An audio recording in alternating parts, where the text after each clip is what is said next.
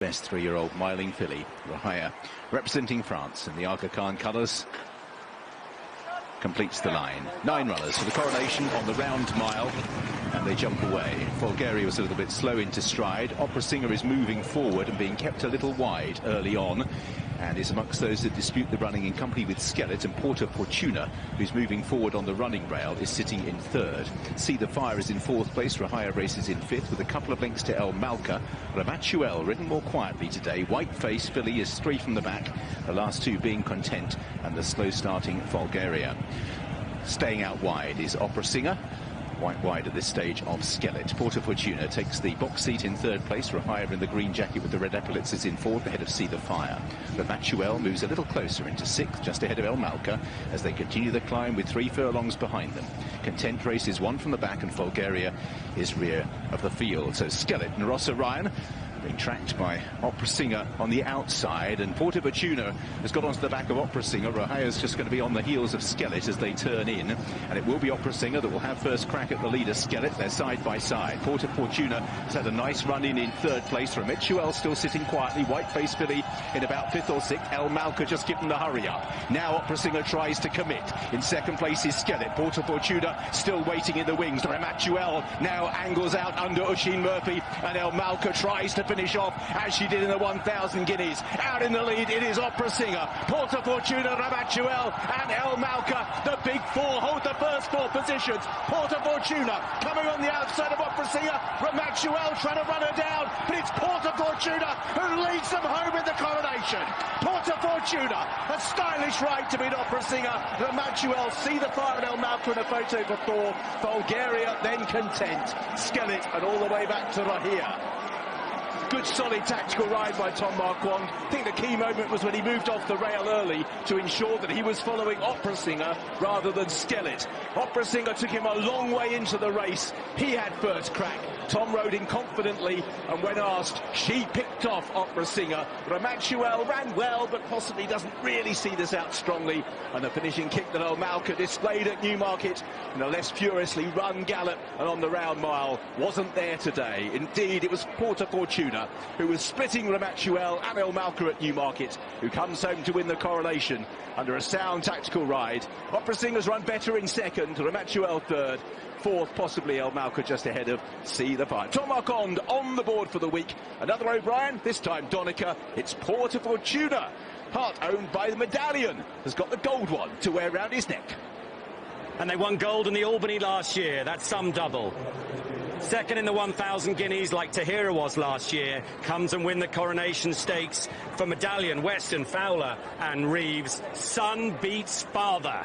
And Tom Marquand, who's been 3rd so many times this week, is taking dead aim at Ryan here, Jason. Yeah, and he's got a lovely draft in, if you like, and then once he goes and commits, the most important thing, you're going to go and try and run by one, is not get into that eyeball battle. Go and get away from them, and that's exactly what she's been able to do, a change of gear. Yeah, I think the key moment was quite early on, as Richard was saying in commentary, when Tom switched off of that rail to follow Ryan more into the straight. He wasn't going to get boxed in. If he was good enough, he was going to have lots of space to aim at, and Porta Fortuna, she quickened up so well. This is great for Tom. He's had a frustrating time up to now. And look at the thumbs up. I love Francesca. Wife came to say well done to hubby. Yes, exactly, and it clearly meant a lot to him. A punch of the air there, massive smile. I think the trainer's going to have a big sigh of relief here as well. Royal Ascot really important to him and to all the connections. So we'll hear from him shortly, but first it's with Tom. Well, here he is. It's been a week of near misses so far, but a ride. This was like Picasso in the saddle. A ride of beauty, Tom. Well done. I don't know about that. Look, she made it extremely easy.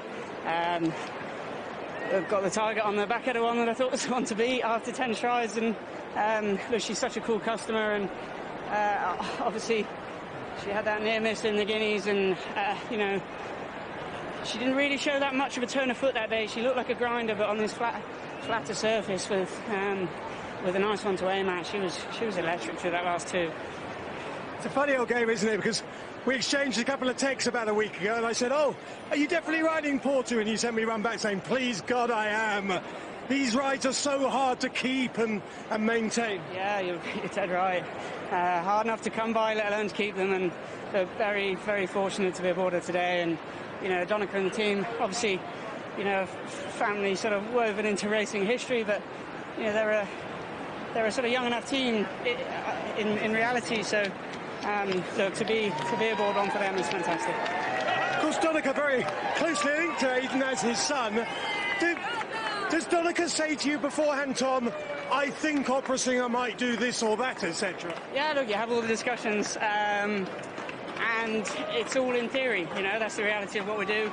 Everything that we think everyone else is going to do is only a sort of a figment of what we imagine they can do, so it came off to perfection and well called by Donnacha and obviously beautifully presented.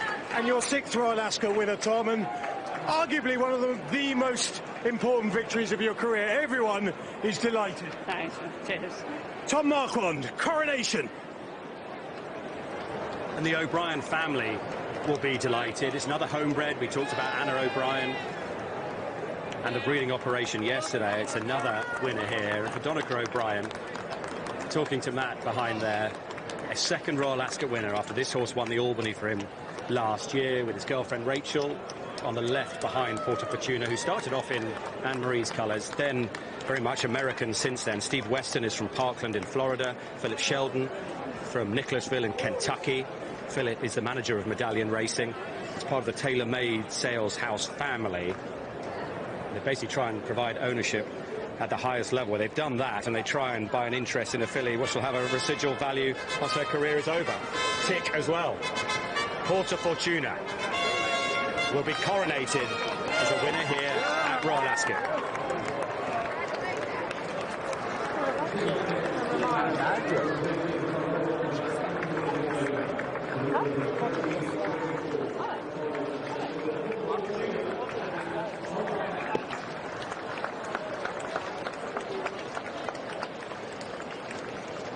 Led in by young Justin there. Porta Fortuna, rock solid in the market. Opera Singer was the drifter out to 130. The winner went off at 7-2. Ramatuel Meg never really got into it, held up today, 15-8. Don't think there was an awful lot of excuses. She got out in the clear at a time where if she was good enough, she could have got there. She settled well, maybe back to 7 for her. I love the fact that the Guineas form has held up so well. We had the first 3 home that day and the first 4 home today, so that's really good. And, yeah, strong Guineas form for sure. Kevin Blake, you know these guys well. What kind of character is Donnacha O'Brien in amongst this incredibly successful clan? Yeah, he's actually very different to Joseph anyway, and very different to most of them. He'd have a lot of interest, you know, outside of racing. Very cool customer like the rest of them, but a really interesting guy to talk to. And like the rest of the one thing he has in common with them, he's very cool, and he won't get too excited about this. We'll see the presentation shortly. That was the Coronation Stakes, our second Group 1 of the day.